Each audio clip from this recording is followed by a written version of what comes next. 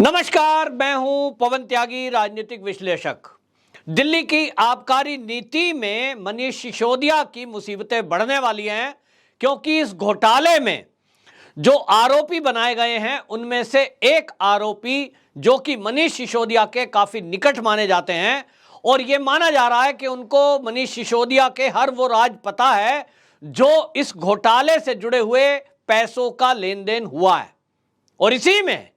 एक ट्रांजैक्शन 1 करोड़ रुपए की हुई किसी कंपनी के खाते से, जिसके बारे में सीबीआई लगातार जानना चाहती थी कि यह पैसा आखिरकार कहां गया। ये जो बैंक की ट्रांजैक्शन है, यूके बैंक जो है, यूके बैंक दिल्ली का, राजेंद्र प्लेस का, इस अकाउंट से 1 करोड़ रुपया ट्रांसफर हुआ। आखिरकार ये गया किसके खाते में है, डाला किसने, और ये पैसे देने का मकसद क्या था? इस सब सवालों के जवाब सीबीआई चाहती थी, और इसीलिए मनीष सिसोदिया से इस बारे में पूछताछ हुई, कई जगह रेड की गई। लेकिन अब यह मुसीबत मनीष सिसोदिया की बढ़ने वाली है, क्योंकि मनीष सिसोदिया के खासम खास अब इस मामले में, जिनका नाम दिनेश अरोड़ा है, वो अब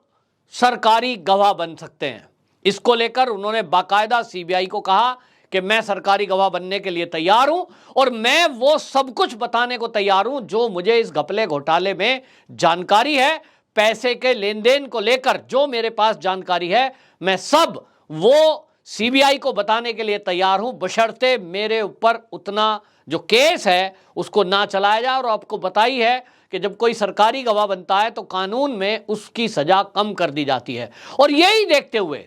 अब सरकारी गवाह बनने का जब मामला सामने आया तो सीबीआई ने अपनी विशेष कोर्ट में ये याचिका लगाई कि भाई इसमें अब जो है आईपीसी की धारा 120 और 477 भ्रष्टाचार निवारक अधिनियम की धारा 7 के तहत जो केस दर्ज है, उसमें दिनेश अरोड़ा सरकारी गवाह बनना चाहते हैं, और इसलिए उसकी परमिशन दी जाए। आपको बताएं, दिनेश अरोड़ा वो व्यक्ति है जो मनीष सिसोदिया के लेन देन में उसका साथ रहता है, हाथ रहता है, और सीबीआई ने पहले उनको पूछताछ के लिए गिरफ्तार किया था। उसके बाद कोर्ट में जब दिनेश अरोड़ा के वकील ने यह कहा कि हम जांच में पूरा सहयोग करेंगे और हमें जमानत दे दी जाए, तो सीबीआई ने उसका विरोध नहीं किया था। और उसका एक कारण यही था कि सीबीआई का मकसद है कि घोटाले का जो मुख्य अभियुक्त है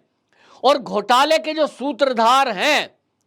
उनको पकड़ा जाए, ना कि उसमें कोई रिश्वत देने वाले, कोई मैटर, कोई व्यापारी जो लोग हैं। आखिरकार वो तो बहुत छोटी एक कड़ी है। मुख्य अभियुक्त जो कि उसमें मनीष सिसोदिया है, आरोपी नंबर 1 है, वो उनको ये जानना चाहते थे कि इनके बारे में कोई पुख्ता सबूत मिले। और इसलिए जो जमानत थी, उस जमानत की दिनेश अरोड़ा की, उन्होंने, सीबीआई ने उसकी पैरवी नहीं करी और उसको जमानत होने दिया। अब इसी बात को देखते हुए सीबीआई को जैसी उम्मीद थी कि दिनेश अरोड़ा और बाकी जो आरोपी हैं वो सीबीआई का सहयोग करेंगे, तभी सीबीआई उनका भी सहयोग करेगी। और इसीलिए दिनेश अरोड़ा ने इस नजाकत को समझा कि भाई एक तो पैसे गए, और जिनसे करोड़ रुपए का लेन देन हुआ है, कुल मिलाकर के लगभग 150 करोड़ की ट्रांजैक्शन इधर उधर हुई है। घोटाला 1000 करोड़ का है। उसमें जिन लोगों ने सरकार को रिश्वत दी, जैसा कि अभी तक कहा जा रहा है, अभी केवल आरोप है, तो जैसा कहा जा रहा है कि सरकार में बैठे हुए कुछ लोगों को इस शराब नीति में शराब के लाइसेंस लेने की एवज में करोड़ों रुपए दिए गए। तो जिन्होंने रिश्वत दी, पैसे दिए और इसमें उन्होंने लाइसेंस लिया, वो कह रहे हैं कि हमारी जेब से तो पैसा गया, और पैसा जाने के बावजूद ये आबकारी नीति कैंसिल हो गई। कैंसिल हो गई तो उनको तो घाटा हो गया, उनकी जेब से तो पैसे गए। तो आखिरकार ये पैसे कैसे वापस आएंगे? ये तो वापस आने से रहे जो घोटाले का पैसा गया, क्योंकि आप रिश्वत अगर देते हैं किसी को तो आप भी कहीं ना कहीं रिश्वत देने के दोषी हैं। तो व्यापारी हैं, व्यापारियों का कहना यह है कि हम क्यों अकेले जेल में जाएं, जिसने पैसे लिए हैं हमारे पास जो सबूत है हम वो देंगे। तो इससे आप समझिए कि मनीष सिसोदिया बचने वाले नहीं हैं। कानून के जानकार जो हैं और सीबीआई के जो सूत्र हैं वो ये कह रहे हैं कि अगर कोई अभियुक्तों में से जिन्होंने रिश्वत दी है, जिन्होंने पैसे के लेन देन की, जिनके पास जानकारी है, अगर वो सरकारी गवाह बन जाते हैं तो सीबीआई का काम आसान हो जाता है। हालांकि सीबीआई अपने सोर्स के जरिए से भी ये सारी जानकारी जुटाने में कामयाब हुई है। सूत्र बता रहे हैं कि उनको सारा पता है कि किसके खाते में कितने पैसे आए हैं, कहां से कहां लेन देन हुआ है, और वो ट्रांजैक्शन इनडायरेक्टली, डायरेक्ट किसी ने ऐसे हाथ में नहीं दिए हैं, लेकिन इनडायरेक्टली बिचौलिए के जरिए मनीष सिसोदिया तक जो पैसे पहुंचे हैं वो करोड़ों रुपए अब इनडायरेक्ट पहुंचे हैं। और इसीलिए अब बीच की कड़ी अगर सरकारी गवाह बन जाती है और वो ये बताते हैं कि साहब मनीष सिसोदिया जी के लिए हमने फला चीज खरीदी, वहां हमने जमीन में इन्वेस्ट कर दिए, ये हमने कोई उनको फला खाते में जमा करा दिए किसी और के जरिए, तो उस समय अब समझें कि मनीष सिसोदिया 101% जेल की सलाखों के पीछे रहने वाले हैं, क्योंकि ये भ्रष्टाचार का मामला है और इसमें जो धाराएं लगी हैं वो बड़ी गंभीर है। आईपीसी की 120B धारा और 77A धारा और उसकी भी अधिनियम 7 ये भ्रष्टाचार निरोधक कानून के तहत है। इसमें संपत्ति जब्त होना और इसमें आजीवन जेल तक का भी प्रावधान है। ये कड़े कानून मोदी सरकार ने आने के बाद कर दिए थे। भ्रष्टाचार में पहले आपने देखा कि संपत्ति जब्त हो गई और उसमें भी केस लंबा चलता रहता था और आदमी जो है पहले निचली अदालत, फिर हाई कोर्ट, फिर सुप्रीम कोर्ट और कई बार कोर्ट के माध्यम से पूरा जीवन जमानत पर भारी भार रहकर वो काट देता था और वो जो पैसा होता था लूट का उससे पूरी जिंदगी ऐश में जीते थे। लेकिन मोदी सरकार आई तो उन्होंने कानून को बदला है और अब ईडी के कानून इस तरह के सख्त कर दिए हैं कि सीबीआई जब जांच कर लेगी अपना और पैसे के सोर्सों का पता लगा लेगी, उसके बाद ये माना जा रहा है कि ये केस ईडी को ट्रांसफर कर दिया जाएगा। और ईडी वो एजेंसी है आज कि जो संपत्ति भी जब्त करती है और उसके कड़े कानून के कारण जो भ्रष्टाचारी लोग हैं वो जेल से आजीवन छूटने वाले नहीं हैं। इसी तरह की एक तलवार अमानतुल्ला खान जो कि आम आदमी पार्टी के नेता हैं उनके ऊपर भी लटकी हुई है और सत्येंद्र जैन इसी तरह के भ्रष्टाचार के घोटाले में जेल के अंदर बंद हैं। अभी तक मनीष सिसोदिया जी जिस तरह का दावा करते रहे कि सीबीआई ने मेरे गांव में जाके छापा मारा, मेरे बैंक लॉकर देख लिए, मेरे घर में पूछताछ कर ली, उनको तो कुछ मिला नहीं है और मैं तो क्लीन चिट मिल गई है, मैं तो साफ हूं, इस तरह के जो दावे करते रहे, इसको लेकर भी सीबीआई के सूत्रों ने यह कहा कि हमने क्लीन चिट नहीं दी है। कोई अपराधी अपने आप को मीडिया में आकर अपने आप क्लीन चिट देता रहे कि मैं तो पाक साफ हूं, इससे क्लीन चिट नहीं हो जाती जब तक सीबीआई ये ना कह दे मीडिया में आकर कि हां साहब इनसे हमें कुछ नहीं मिला और हमारा केस क्लोज। तो केस क्लोज नहीं हुआ तो क्लीन चिट कैसी, ये सवाल उठ रहा था। और अब आपको बता दें इस सब में जो ये हुआ है कि इस सारे घोटाले में आपने देखा कि 32 इलाकों में ये लगभग 850 दुकानों का ठेका, यानी जो लाइसेंस है वो खोलने का ठेका दुकानों को दिया गया था। और इसी में नई शराब नीति में अनुचित लाभ देने का जो आरोप लगा, ये 144 करोड़ रुपए एक्साइज डिपार्टमेंट ने जो व्यापारी हैं उनको छूट कर दी थी। सवाल यही उठ रहा था कि एक्साइज ड्यूटी जो 2% से बढ़ा करके 12% कमीशन व्यापारियों का किया, जो ठेके लेने वाले थे, उसके पीछे का कारण क्या है, जबकि सरकार को इसमें करोड़ों रुपए की चमक लग रही थी। तो यह पता लगा कि 144 करोड़ रुपए इससे एक्साइज ड्यूटी उनको जो है वो उनको माफ कर दिया गया। और इसी में ये घोटाला हुआ कि आधे आप रख लीजिए आधे हम रख लें। अब इस मामले में ये माना जा रहा है कि जो समीर महंद्रू है उनके यूको बैंक के खाते से जो 1 करोड़ रुपए गए, ये समीर महंद्रू भी इस शराब घोटाले में एक व्यापारी हैं और उनके बैंक से ये ट्रांजैक्शन हुआ है और इसकी जानकारी किसके खाते में कहां गया पैसा, किसने किसको दिया, इस सारे मामले में दिनेश अरोड़ा जब सरकारी गवाह बन गए हैं तो अब ये सारा राज पता लगेगा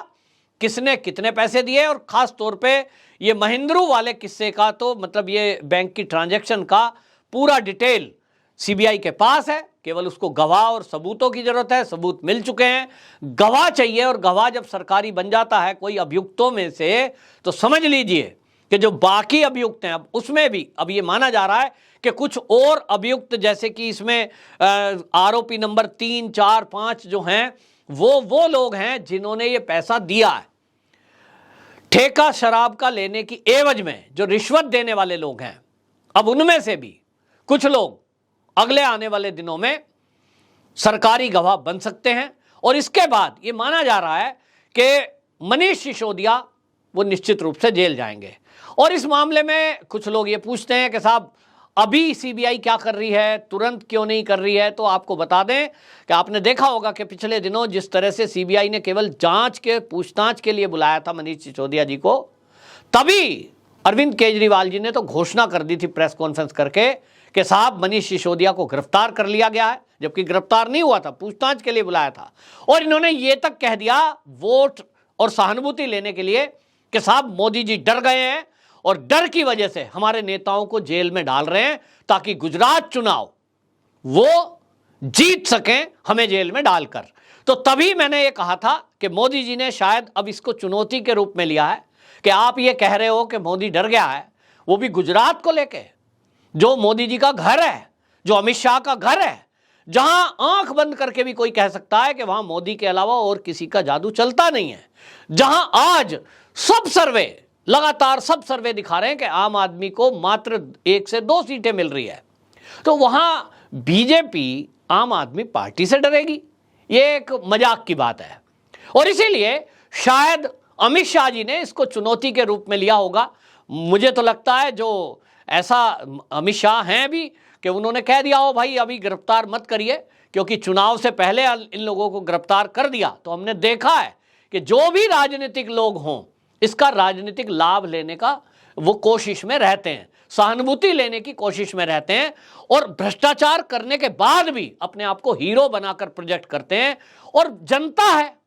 जनता में भोली भाली भी है, कुछ अनपढ़ लोग हैं, अज्ञानी लोग हैं, वो समझ लेते हैं कि शायद ऐसा ही हो कि भाई मोदी जी एक शरीफ आदमी को परेशान कर रहे हैं। क्योंकि सीबीआई प्रेस कॉन्फ्रेंस करके तो ये बताने से रही कि साहब इनसे ये सबूत मिले हैं, ये बैंक की ट्रांजैक्शन है, ये देखिए सबूत। कोई पुलिस तो है नहीं, पुलिस तो कई बार हथियार और बाकी चीज़ों पे प्रेस कॉन्फ्रेंस कर देती है, लेकिन ये सीबीआई है या ईडी है या एनआईए है, ये आपने देखा होगा कि प्रेस कॉन्फ्रेंस करके अपराधियों की डिटेल का खुलासा नहीं करती। और शायद नेता लोग इसी का फायदा उठाते हैं कि वो एक नैरेटिव चला ले जाते हैं कि सरकार, केंद्र सरकार उनके खिलाफ डरी हुई है और उनके खिलाफ बदले की भावना से कार्रवाई कर रही है। मैं तो ये कहना चाहूंगा कि गृह मंत्रालय को अब ये अपने नियम में थोड़ा परिवर्तन करना चाहिए कि जो राजनीतिक लोग हैं, जो अपराध करने के बावजूद भी अवार्ड की बात करते हैं, अपने को कट्टर ईमानदार कहते हैं, अपनी तुलना क्रांतिकारियों से करते हैं, कम से कम ऐसे लोगों का प्रेस कॉन्फ्रेंस करके सबूत के साथ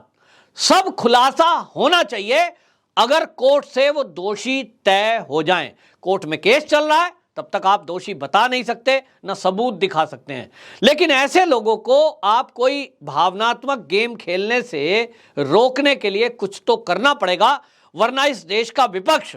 देश में भ्रष्टाचार करता रहेगा, लूट करता रहेगा, और जब एजेंसियां उनको पकड़ेंगी तो ये कहकर कि साहब केंद्र सरकार हमारे खिलाफ बदले की भावना से कार्रवाई कर रही है, वो फिर से सत्ता में आ जाएंगे और फिर उनके ऊपर कार्रवाई करना कठिन हो जाता है। सोचिए अगर मनीष सिसोदिया जी उप मुख्यमंत्री हैं, इनकी जगह कोई आम आदमी होता तो क्या उसको इतना अवसर सीबीआई देती, ईडी इतना अवसर देती? अभी तक तो पकड़ के कब का जेल में ठूंस दिया होता। लेकिन हमने देखा है कि कोई आम आदमी, चाहे वो कितना बड़ा उद्योगपति भी क्यों ना हो, उसको ये एजेंसियां तत्काल पकड़ करके जेल में ठूंस देती हैं। जबकि जो नेतागर्दी करने वाले लोग हैं, राजनीतिक दलों से जुड़े लोग हैं, वो अपनी पहुंच और पब्लिक की सपोर्ट, इसके कारण